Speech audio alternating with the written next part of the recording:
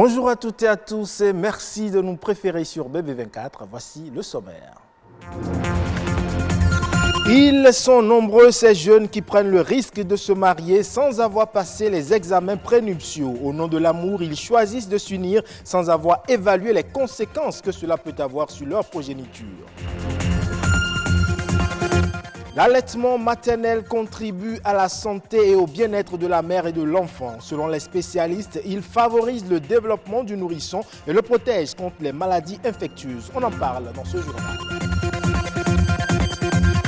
Enfin, le contrat à durée déterminée est semblable à celui à durée indéterminée, à la différence qu'il n'est que temporaire. Comment fonctionnent ces contrats et qu'est-ce qui les différencie? Un spécialiste va nous éclairer.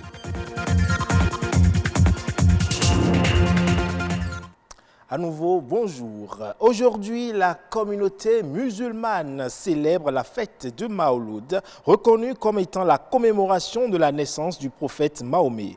La célébration de cette fête se fait par des lectures coraniques, des chants, des prières et des méditations sur l'œuvre du prophète. C'est également un moment de transmission des valeurs authentiques de paix, d'amour et de miséricorde prônées par le prophète durant sa vie sur terre. Vous le savez sans aucun doute, la grande majorité des unions débutent sans aucune préparation formelle. Et pourtant, le mariage appelle à certaines obligations, conditions et formalités à remplir avant de se dire oui. Au nombre de ces formalités, il y a le certificat prénuptial dans lequel est mentionné le résultat des analyses médicales des futurs mariés. En quoi consistent ces examens et pourquoi le législateur béninois l'exige avant toute union? Amitié Sagbidi et Eleonore Laouin nous en disent un peu plus. Partie intégrante des conditions de forme du mariage, le certificat prénuptial constitue une pièce capitale à fournir et la condition sine qua non avant la célébration de tout mariage civil au Bénin. Ce n'est pas une fantaisie. C'est une disposition légale contenue dans le Code des personnes et de la famille. L'article 127 du Code des personnes et de la famille, c'est bien dedans. La loi dit les deux doivent se communiquer le résultat. La deuxième partie là est très importante. Donc, il ne suffit pas de faire ces examens médicaux que nous appelons certificat prénuptial, mais aussi les deux époux doivent se communiquer les résultats. Ces examens prénuptiaux concernent par exemple les hépatites, au nombre des maladies et surtout le groupe sanguin. Ils doivent savoir s'il y a des incompatibilités. Ces éventuelles incompatibilités qui résultent du bilan prénuptial ne visent pas à empêcher l'union des futurs conjoints. La législation béninoise reste limitée. À ce propos, les avis sont divergents. Il faut voir l'avenir en fait. Il ne faudrait pas exposer les enfants et même ma santé à moi et celle de mon mari. Il ne faudrait pas vraiment. Bon, on peut toujours être compatible avec quelqu'un d'autre après. Je ne prends pas de risques. Je vais le faire prendre les risques. À cet stade de la relation, je ne pense plus rebrousser chemin. Rebrousser chemin avant qu'il ne soit tard serait la décision responsable. S'entêter au nom de l'amour comporte d'énormes risques pour les futurs époux. Il y a eu un cas comme ça où les époux étaient incompatibles, pas par le sida, mais incompatibles par les analyses sanguines. Et on a constaté que si le couple se mariait, ils ne feront que des enfants mongols, des enfants malades, mal formés. Comme ils sont tous d'une religion, ils ont décidé de ne pas se traiter et ils se sont mariés quand même, d'accord, en disant que Dieu fera. Mais successivement, tous les 3 enfants qu'ils ont eus, c'était des enfants malades. La femme est décédée et l'homme aussi est décédé par la suite. Et s'ils avaient peut-être accepté de se quitter pour refaire un autre lien de mariage avec d'autres, peut-être qu'on n'en arriverait pas là. C'est très important de suivre les indications, je peux dire, du certificat prénuptial. Des examens en amont pour jouir pleinement de son mariage. C'est une bonne démarche pour préserver sa santé, celle de ses progénitures, ses revenus, voire la stabilité de son couple. Merci Éléonore. Et quand une femme arrive à franchir le cap du bilan prénuptial avec son conjoint, il y a de fortes chances qu'elle tombe enceinte. Mais savez-vous que mettre son bébé au sein dès sa venue au monde sauvegarde la vie de la mère et du nourrisson? Eh bien, l'allaitement maternel est un moyen sans égal pour fournir une alimentation idéale aux nourrissons. Mieux, il a des répercussions importantes sur la vie de la mère. Marianne Gossemende pour les détails.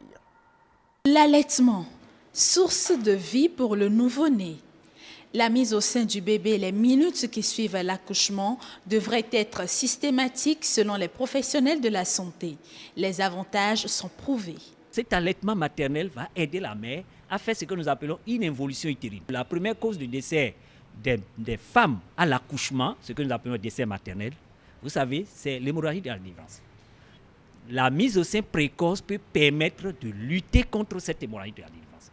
Tout simplement parce que quand nous allons, une fois l'accouchement fait, immédiatement dans l'heure de l'accouchement, si l'enfant est mis au sein, en même temps, il y a un phénomène neuro-hormonal qui se déclenche et il y a sécrétion d'oxytocine qui permet donc d'éviter cette hémorragie de la délivrance. Le simple fait que l'enfant est mis en contact de sa maman, ça lui permet de conserver la température à laquelle l'enfant était déjà dans le ventre et donc on ne crée pas un vide tout de suite après la naissance de l'enfant.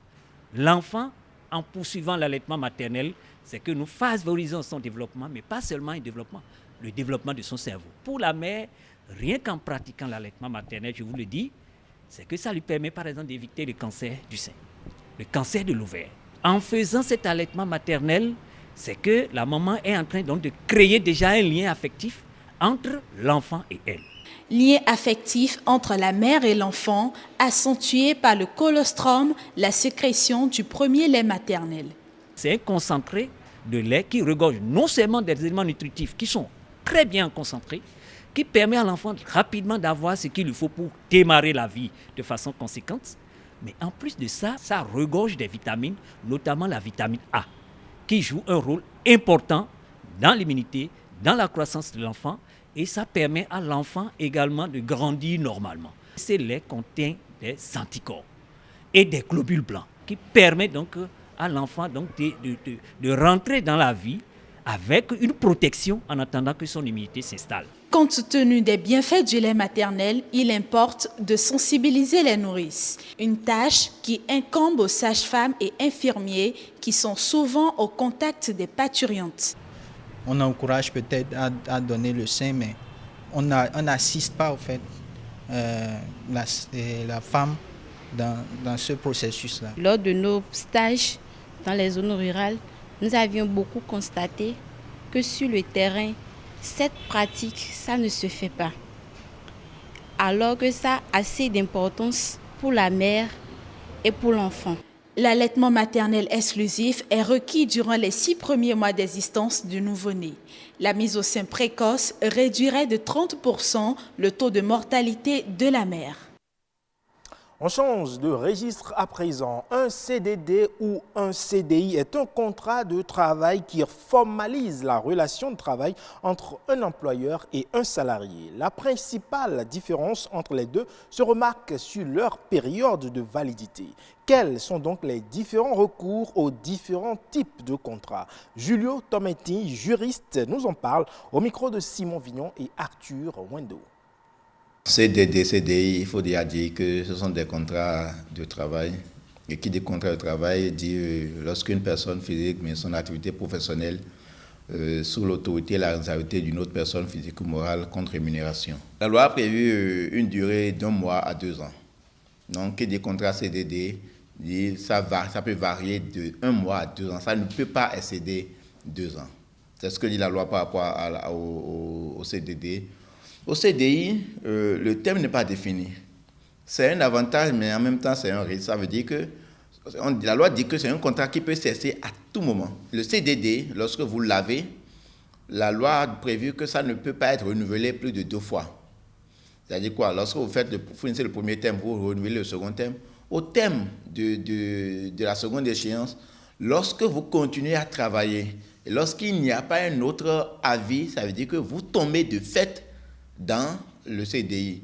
Ça veut dire quoi? Si l'employeur ne se sépare pas de vous au bout des 2 échéances, au bout des 2 thèmes, ça veut dire que vous êtes d'office dans un contrat à durée indéterminée. Il doit prévoir le minimum, c'est ce qu'on appelle le SMIG, salaire minimum interprofessionnel garanti.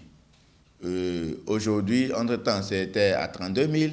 Aujourd'hui, c'est un peu moins de 40 000. La loi a prévu des grilles lorsque le licenciement est un licenciement abusif. D'abord, lorsque c'est un simple licenciement, il faut que l'employeur respecte le délai préavis. Si ce n'est pas respecté, il doit avoir des indemnités. Les congés dont l'employeur n'a pas joui, on doit les reverser. Si le licenciement est abusif, on doit lui payer des indemnités de licenciement qui est calculé, et de sorte que les indemnités évoluent en fonction de la durée, du temps que l'employé a pas dans l'entreprise. Une nouvelle brève pour mettre un terme à ce journal. Le projet de la boucle ferroviaire de l'Union économique et monétaire ouest-africaine va coûter 4 000 milliards de francs CFA. Cette boucle, qui s'étend sur 3 034 km, représente un vecteur majeur de développement régional et vise à renforcer la compétitivité des économies de l'UEMOA, où les échanges se situent entre 12 et 14%. Elle va relier la Côte d'Ivoire, le Burkina Faso, le Niger, le Bénin et le Togo. Le projet va également réduire les coûts de transport et améliorer la compétitivité des économies des pays concernés. C'est tout pour ce 12h45. Merci pour votre aimable attention. Bonne suite de journée à toutes et à tous.